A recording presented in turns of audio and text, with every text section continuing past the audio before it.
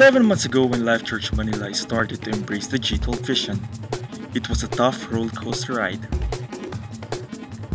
But the good thing is, everybody's excited to join the adventure. Hearts are burning for a great turnaround that is about to happen. They don't know what to expect. All they know is that God is with them. It is a much fate that Life Church embraced G12.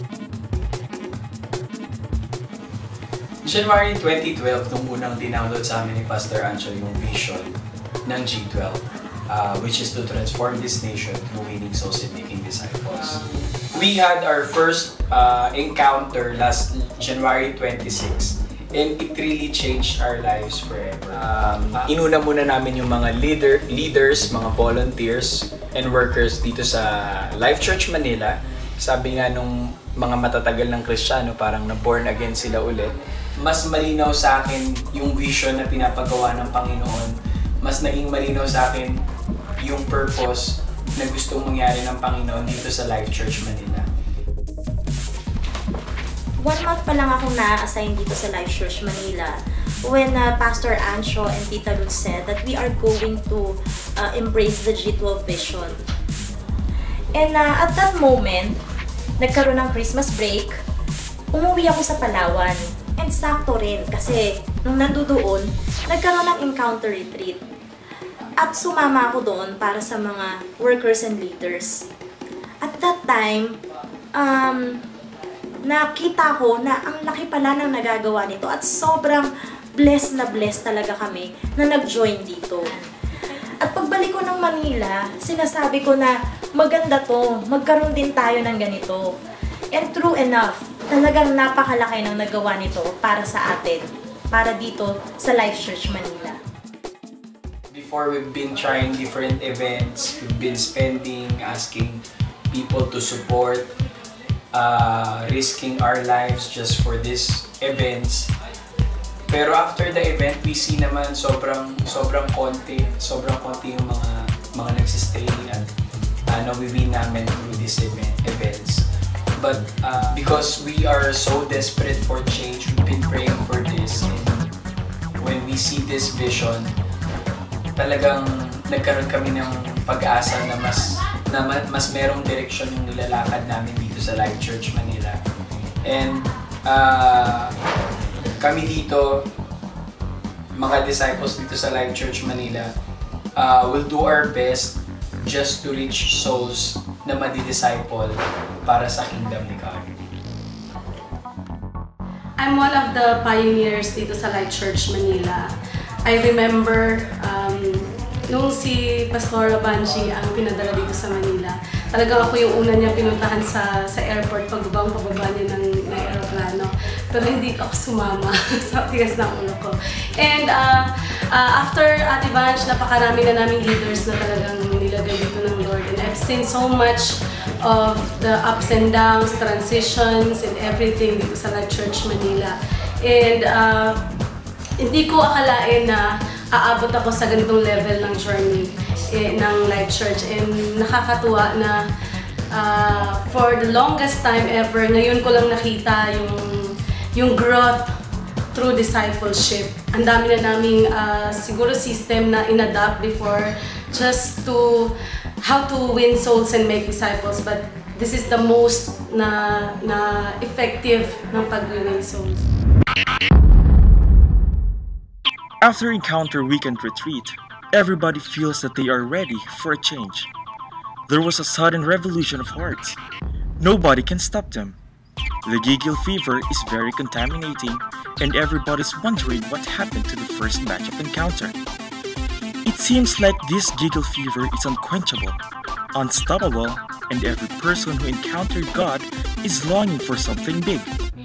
During that time, only 11 leaders are existing.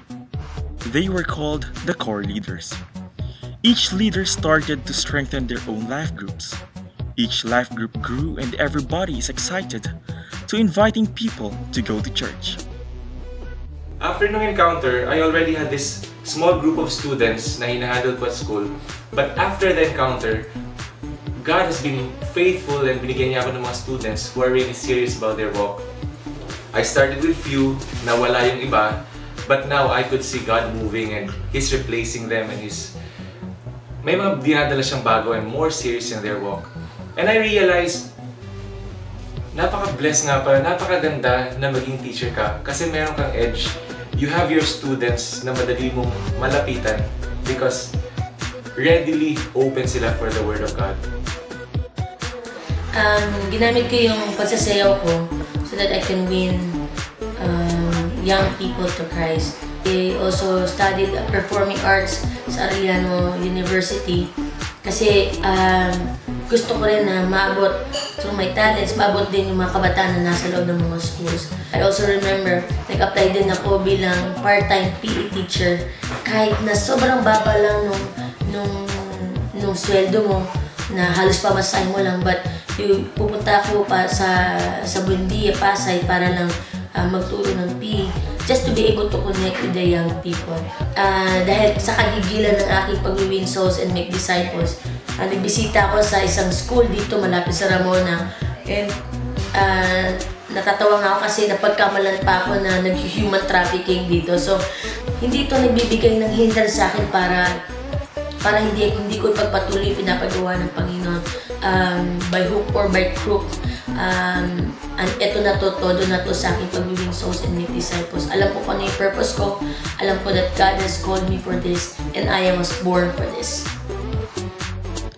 The first batch was followed by another batch, then another, and another. But it did not stop there. All those people who underwent pre-encounter and encounter should also undergo post-encounter and School of Leaders 1, 2, and 3. These are the trainings to sustain the growth of the church and to help all leaders to be strengthened. Another significant event followed on August 2. It was the forming of the primary leaders. Hindi ko alam na isa ako sa mapipiling primary ni Pastor Ancho dito sa Manila. At syempre, excited kasi ang dami mong matututunan, especially syempre ngayon, under kay Pastor. Grabe yun. Pero nandun pa rin yung kaba sa akin, hindi ko alam kung ano may ipapasok sa mga disciples ko. Pero naglakas loob akong tanggapin ito. And thankful din ako kay Kuya Ray. Before ako naiangat bilang primary 12, I was under him. Si David, isa sa mga disciples ko, he is one of the leaders na talagang maaasahan ko.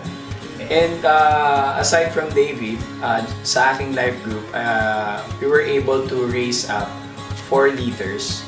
So, it's really a privilege and it's really an honor for me to be a kingmaker.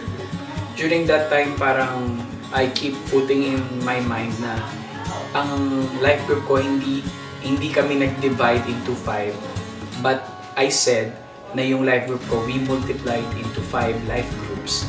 And now, we are reaching more souls. And I can see, even those people na hindi naman pinromote, I can see that they are really taking leadership right now. So, in a way, medyo malungkot din siya. Kasi, hindi mo na sila makakasama sa life group. And, parang yung mga disciples na pinag-investan mo ng life mo, parang malalayo sa'yo. But it's really not about building my kingdom, but it's really about building God's kingdom. August 2012, when 24 life groups were formed, leaders were trained to do the One Verse Evangelism, or OVE. Every Sunday, life groups were scattered in different fast foods and restaurants along Recto. Slowly, changes happened in the church.